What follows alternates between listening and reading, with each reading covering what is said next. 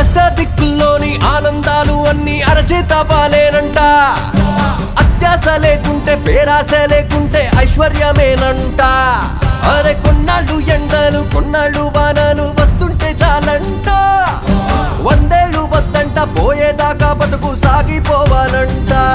ప్రతిదీ నీతోనే నీతోనే బ్రతుకంతా